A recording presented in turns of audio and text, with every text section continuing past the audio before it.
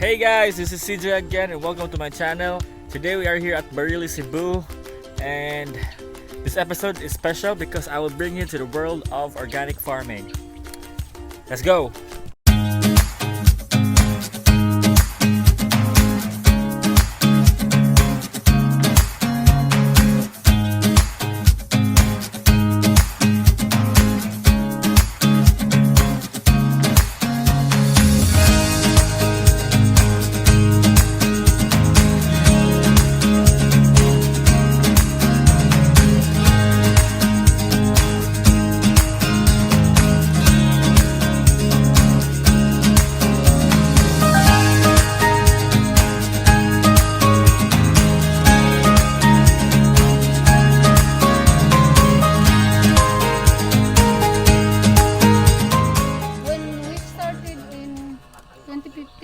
To 2015. Oh, 3 years na ni nga wala na gamita.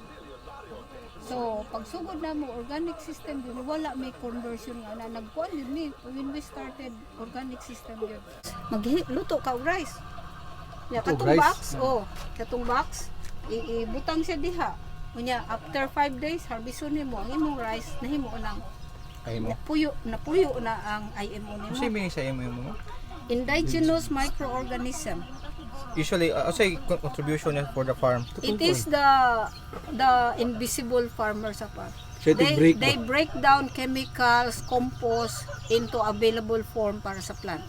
Okay. So without microorganism, it will not be utilized sa plant. So a must gina siya direct sa farm. Yes, mao gyud na siya secret sa organic farming. Okay. Mao gyud na secret sa farm. So, lang god sa organic, safety lang yun siya. Bisag kan una nimo siyang di hugasan pwede ra kaysa commercial. Good. But here in the organic farm, we are using the natural resources such as manures or rice extracts. I'm not really sure about that term, but it's all organic, it's all natural, and it's all healthy.